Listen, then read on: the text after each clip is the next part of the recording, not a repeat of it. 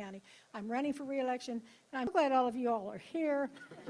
You all can't vote for me.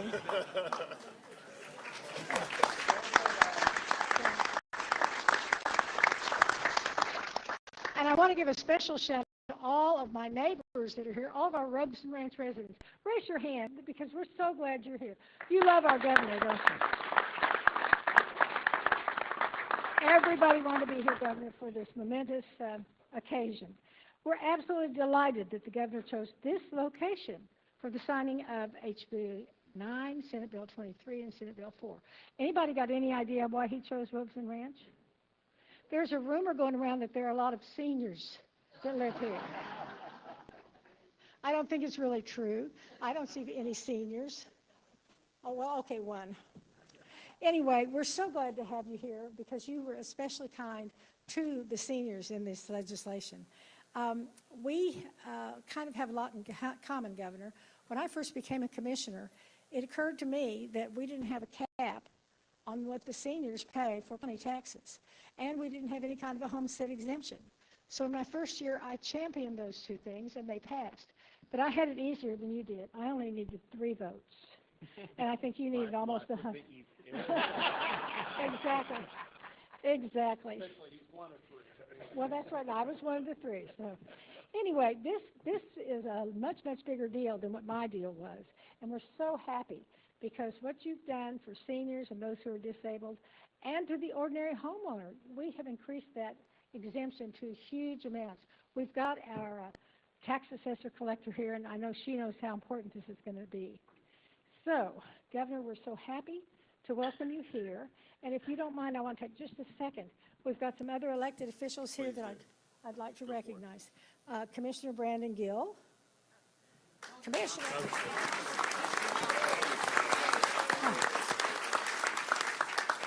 Hey, Brandon, there's already 3 or 4 people running. Jump in. Okay. I'm so sorry. It said C-O-M, and that was supposed to be C-O-N. Congressman Brandon Gill. And then our county judge, Andy Eads. Our tax assessor collector, Don Way. And not the cowboy in the room, but our sheriff, Tracy Murphy. We have Judge Susan Peel, who's here.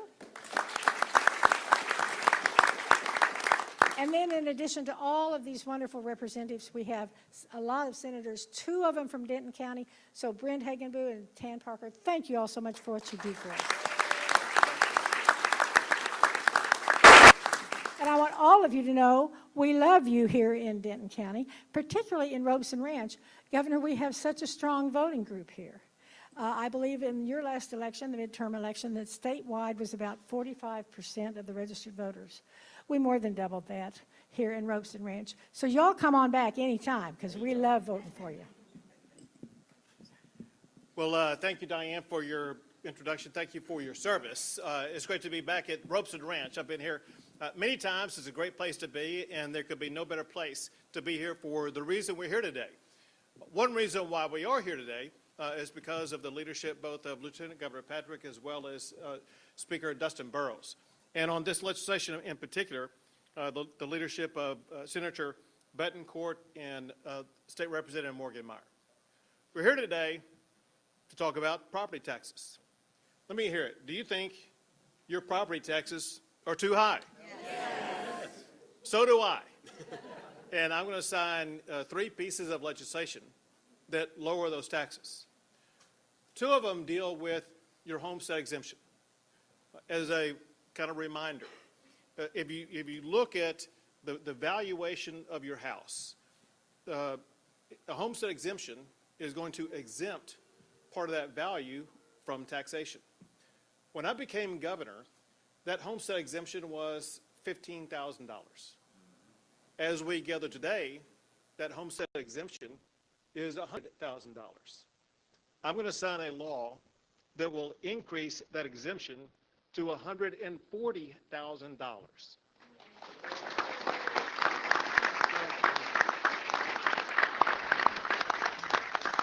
So for the first $140,000 of valuation of your home, it will not be subject to the school district property taxes, which is the largest bulk of your property tax bill. And this is Senate Bill 4 by Senator Betancourt and by Representative Morganmeyer. 16. All day.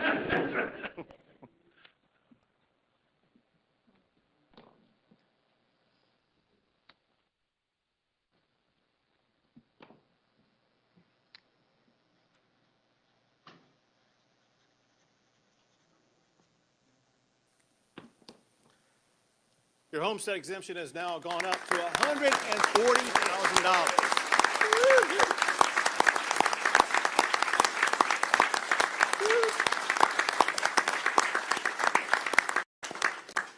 Now, I know that many of you all are good at math. Some of you are better at reading. For those who concentrate on reading, if you go from where the homestead exemption was when I first became governor, $15,000, to now $140,000, that's almost a 1,000% increase. Now, the second bill goes into what Diane was talking about, because we do love our seniors, and I wish some were with us here today. There's some of you are seniors. Some of you identify as seniors. A senior is 65 and older. For those who are 65 and older or disabled, that property tax exemption goes up beyond $140,000. It goes all the way up to $200,000.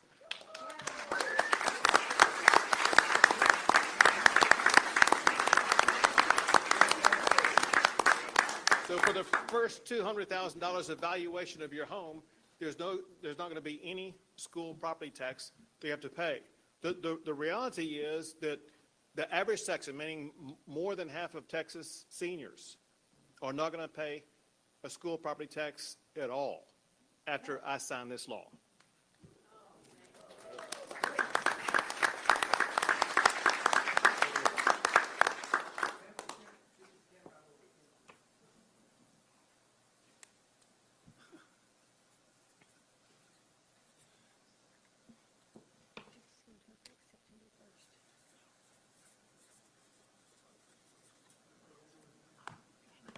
For seniors and disabled, their homestead exemption is now $200,000 in the state of Texas.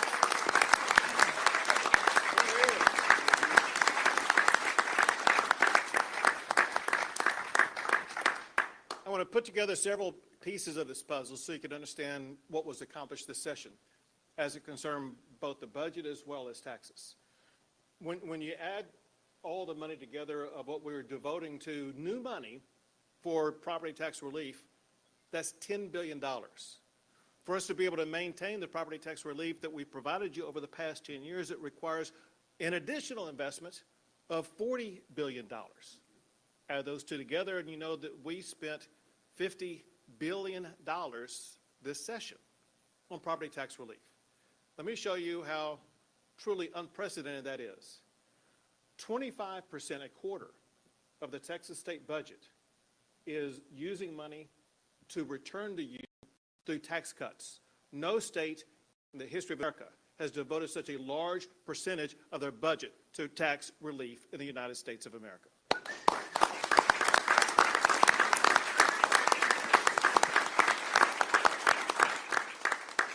And as far as I'm concerned, we're not done yet. There you go. I think there's more that we should do. The state of Texas has 4 constitutional provisions that are spending limits for the state. Cities and counties, they don't have those same spending limits.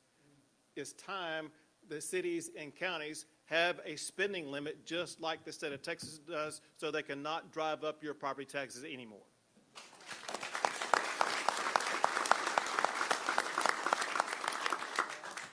There's also another type of property tax. It's a property tax on businesses, but it's not on the real estate property. It's on the personal property of the businesses. It could be things like tables or chairs. It could be computers, it could be phones, whatever the case may be. That property, not the land, That would be a real estate tax. This is personal property, not non-real estate property. Anyway, for businesses, the first $2,500 of that is exempt right now. Well, that's not very much. And so we wanted to increase that by a lot. The bill I'm going to sign increases the business personal property tax exemption from $2,500 all the way to $125,000.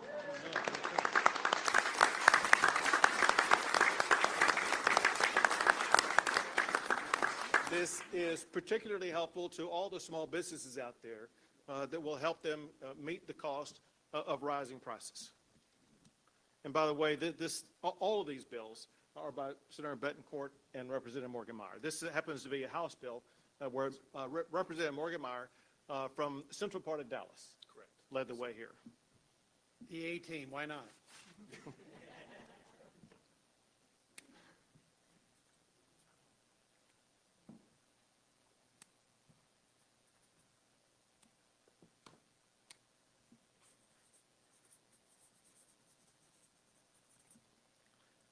For businesses in Texas, their personal property tax exemption is now up to $125,000.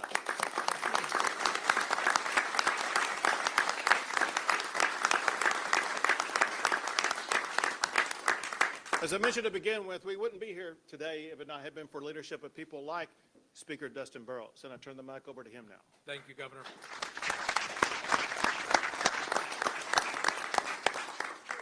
No country, no state, no city, and no county can tax and spend their way into prosperity. Right. That is why it is so important that we make sure that we have a low tax state. When you look at the amount of money that we are investing in our budget, and the governor brought it up and gave you the numbers, it is unprecedented and historic. We continue budget after budget, and especially this one, to take more of our revenues and help drive and maintain lower property taxes in the state of Texas, which is so important. The increase in the homestead exemption from $100,000 to $140,000 is the right thing to do. More taxpayers will get to keep more of their hard-earned money. Our seniors, doubling it to $200,000, it's going to make it a much easier place for them to live, to retire. And I'll make a bold prediction. I think Texas could become a retirement destination because of doing things like this, where seniors want to move here because of what we're doing for them. And our small businesses. The business of Texas is business. And that is the economic engine right now. And our small businesses, letting them keep more of their hard-earned money, they're going to put that money into growing their business, hire more employees, expanding. That is the type of capital that they're going to get to keep that will be a stimulus, that will make our economy continue to hum, which is why I'm so proud that the Texas House, Chairman Meyer in the House, worked with Governor Abbott, who led the charge on this, who named this a priority in his State of the State. And Governor Patrick has made it a mission in the Senate, and Betancourt, who I've worked with, the property tax brother on many of these issues, help get these across the finish line so that all Texans can share and deserve in this much-needed relief. Thank you, Governor. Thank you.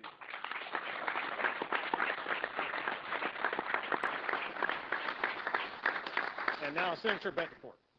Thank you, Governor. And I want to thank everyone here that voted for this and all those that will vote for it in November, because you get to do the ultimate choice. You get the chance to say yes to $140,000 exemption on all your homes. Do I hear a dissenting vote? I don't think I will, okay? How about you get to say yes to a $200,000 over 65 exemption? Diane, I don't think I'm going to hear any dissenting votes here, am I?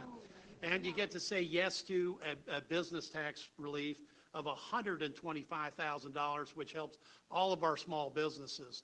The amount of money we're talking about here is extraordinary. The governor's talked about the fact this has been a $50 billion commitment, and in just the last 3 years between these bills that we passed, $22.7 billion of tax relief, now $10 billion more, we're looking at saving the average home $1,750 when you say yes in November.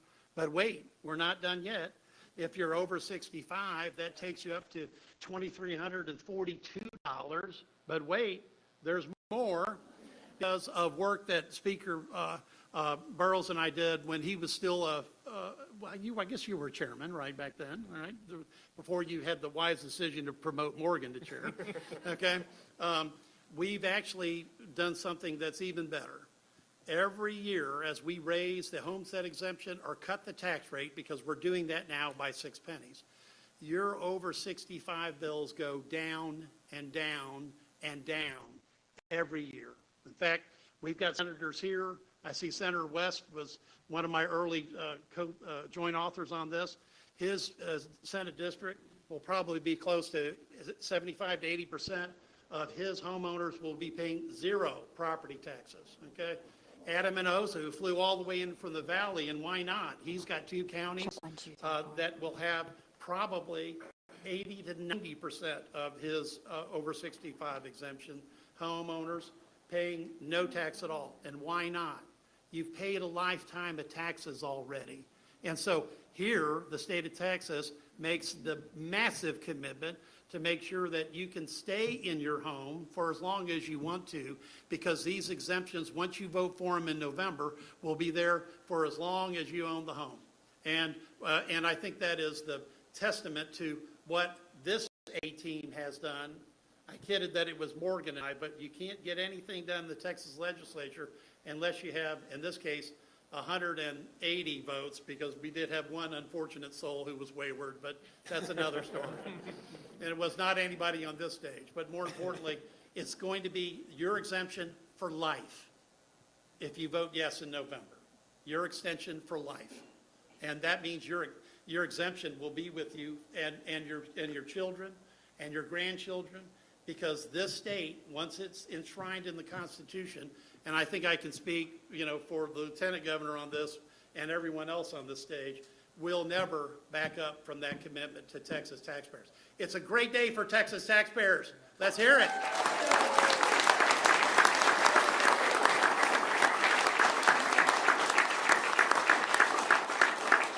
And now Representative Morgan-Meyer. Thank you, Governor. It's always great to go last. But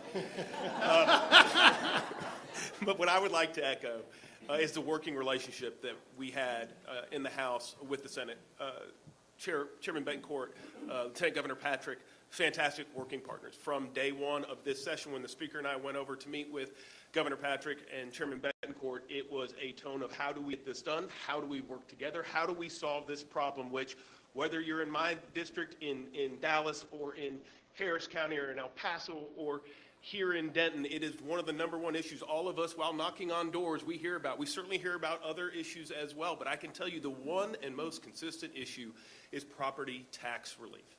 And we are not sitting here today without the leadership of Governor Abbott, Governor Patrick, and Speaker Burrows. And I think this issue exemplifies many of the issues that we had come before us this session, where we were united to solve the problems of the citizens of the state of Texas and determined to do so from day one.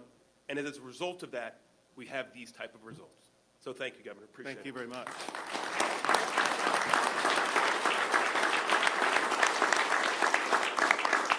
Let me just add a little bit further context of what we've done with regard to taxes. For one, as you heard Senator Betancourt talk about, these are all also by way of constitutional amendment. So our vision is this.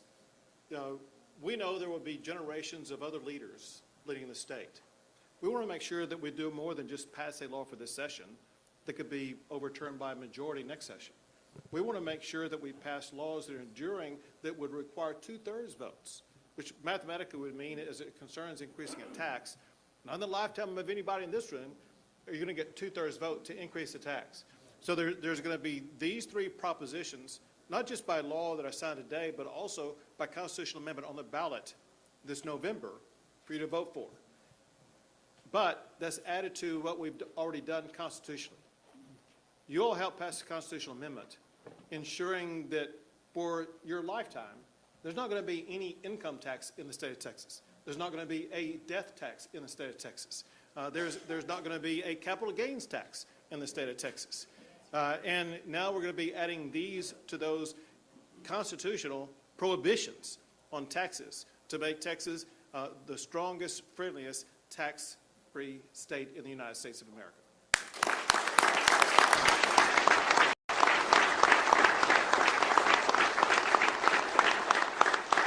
Among the nearby representatives, one who is missing today for a reason, as Representative Richard Hayes is celebrating his 50th anniversary on a trip with his family, and he wanted to be here.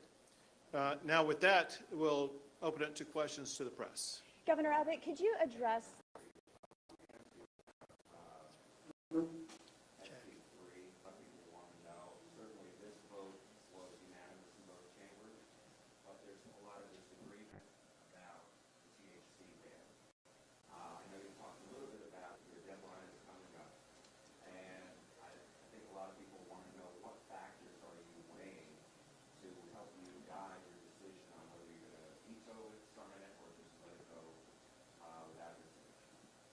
Jack, I appreciate you not wasting any time getting off topic.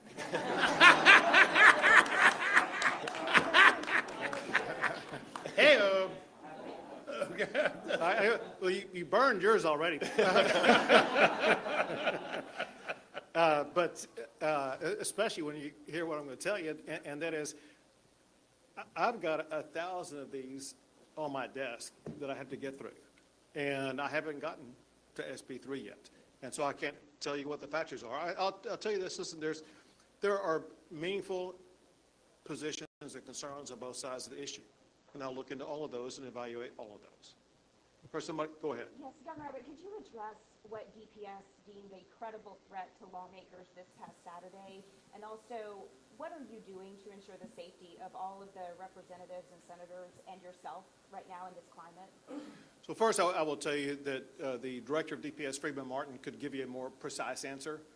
I'll tell you basically what I understand was the fact, and that is there was a person on the Capitol grounds with a gun who seemingly had the intent to do harm to a legislator. No more defined than that. If you're on the Capitol grounds with a gun conveying that type of message, that's a credible threat that it has to be taken seriously. You obviously saw what happened in Minnesota. We need all to make sure that nothing like that ever happens in the state of Texas. So DPS is on heightened alert. They work not just within the confines of DPS. They have joint task forces arrayed around the state of Texas that all do communications where they're gathering information both through social media sources as well as other sources to make sure they will have the most robust source of information and be able to address this in advance. I've seen them do it hundreds of times so that they're very effective at it. And they will work to ensure that not just members of the legislature, but candidly anybody in the public is going to be free from some type of deranged attack like that. The Department of Homeland Security may be doing some large deportation operations in some of the places being sanctuary cities across the country. Do you think that's going to happen in the state of Texas? If UPS can be involved in that way? So first, I'll tackle the first part of your question that you put in there. You said that are deemed sanctuary cities. I think LA may be in that category. As you know, there is no sanctuary city in the state of Texas. I signed Senate Bill 4 many years ago that banned sanctuary cities in the state of Texas.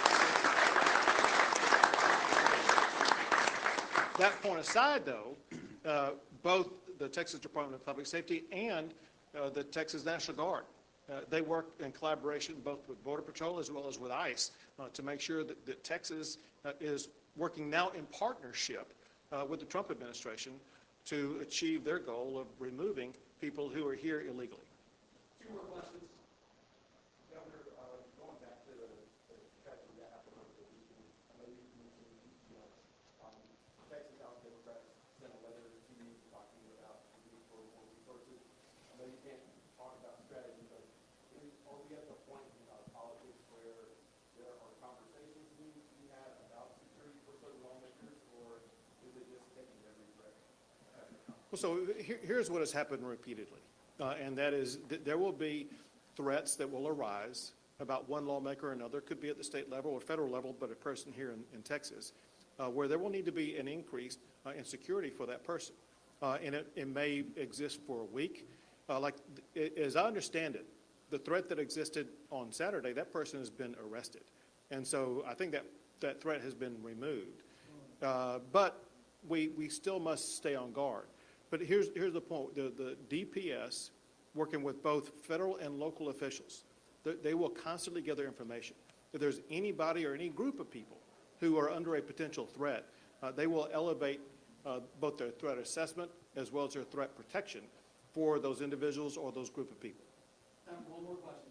Governor, obviously there was a budget surplus this year that allows you guys to take these actions. With them baked into the Constitution, should the voters approve that, how do you make sure the state isn't going overboard and doesn't have enough funds to pay for everything the state needs to pay for? So you make several good points. One is we have a budget surplus.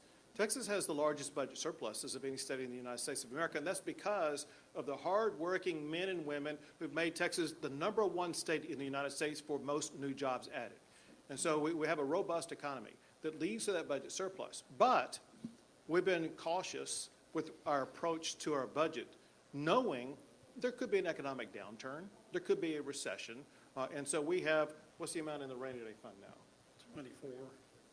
24 billion, right. We're at $24 billion in our rainy day fund, and we have some other reserve money to make sure that we will be able to continue to maintain the property tax relief in the future that we provide today. Thanks, everyone. Thank you all.